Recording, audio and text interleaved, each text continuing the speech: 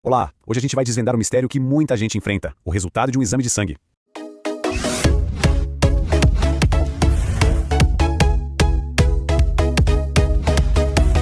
Sabe aquela página cheia de nomes estranhos e números? O nosso objetivo aqui é transformar tudo isso em algo que faça sentido, de um jeito bem claro e direto. É uma sensação muito comum, na verdade. A gente bate o olho naqueles termos técnicos, naquelas faixas de valor de referência, e fica tentando adivinhar o que aquilo tudo quer dizer para nossa saúde. Mas olha, a boa notícia é que não precisa ser esse bicho de 7 cabeças. Mas afinal, por que o exame de sangue é uma ferramenta tão poderosa? É que ele funciona como um verdadeiro raio-x do nosso corpo, sabe? Ele dá uma espiada em como as coisas estão funcionando por dentro e pode pegar desde problemas pequenos até coisas mais sérias, muitas vezes antes mesmo de qualquer sintoma aparecer. Pra gente entender o resultado, o segredo é saber que ele se divide em duas grandes investigações. A primeira é o hemograma, que é basicamente uma contagem e uma análise das nossas células do sangue. E a segunda é a bioquímica, que vai medir as substâncias químicas que estão ali dissolvidas, como açúcar, colesterol. A gente vai passar por cada uma delas. Então, vamos começar pelo hemograma. Pensa nele como se fosse um censo da população que vive no seu sangue. Ele vai olhar com atenção para as 3 principais famílias de células, e cada uma delas tem um trabalho fundamental no nosso corpo.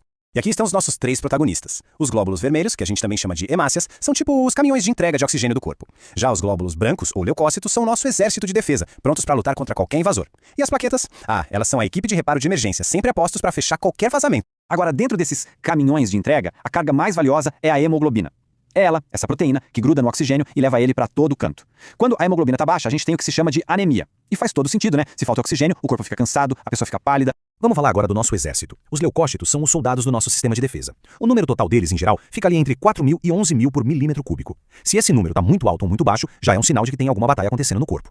E o mais interessante é que esse exército tem vários batalhões diferentes, cada um com sua especialidade. Os neutrófilos e os linfócitos são, de longe, os mais numerosos. Eles são a linha de frente da nossa defesa. E aqui está a missão de cada um. Se o número de neutrófilos sobe muito, a primeira suspeita é de uma infecção por bactéria. Agora, se quem aumenta são os linfócitos, o mais provável é que o corpo esteja lutando contra um vírus. E se os eosinófilos estão altos? Aí a gente já pensa em alergias ou até em alguns parasitas. É uma investigação bem detalhada. Para fechar a parte das células, a gente tem a equipe de reparos, as plaquetas. Elas nem são células inteiras, sabia? São pedacinhos que ficam circulando. E quando um vaso sanguíneo se rompe, elas correm para lá, formam uma espécie de tampão e começam o processo para estancar o sangramento. A quantidade de plaquetas é super importante. O normal é ter entre 150 mil e 450 mil. Só que quando esse número despenca para menos de 10 mil, a situação fica perigosa. O risco de ter um sangramento grave, do nada, aumenta muito e precisa de atenção médica imediata. Ok, agora a gente deixa as células um pouco de lado e entra na segunda parte do exame, a bioquímica.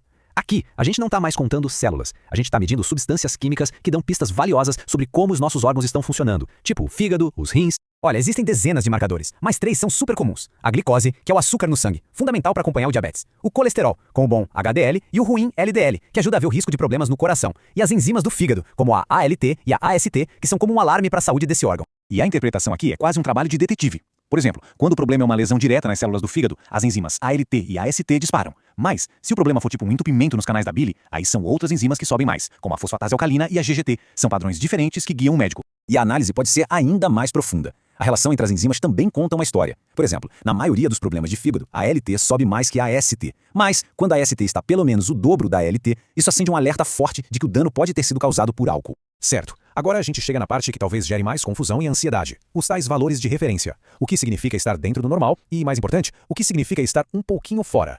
A chave aqui é entender que esse normal é uma questão de estatística. Os laboratórios chegam nessa faixa testando um monte de gente saudável e vendo onde 95% dos resultados se encaixam. Ou seja, não é um número mágico, é uma média de uma população. E é daí que vem essa informação crucial. Se 95% das pessoas saudáveis estão dentro da faixa, isso quer dizer que 5% delas, mesmo sendo perfeitamente saudáveis, vão ter algum resultado um pouquinho para cima ou um pouquinho para baixo. E isso não significa, de cara, que existe uma doença. Por isso, o ponto mais importante de todos é este. Um número solto no papel não quer dizer nada. Um resultado de exame só faz sentido dentro do contexto completo da pessoa, levando em conta idade, sexo, histórico de saúde, o que ela está sentindo, os remédios que toma. É por isso que a interpretação de um profissional de saúde é essencial.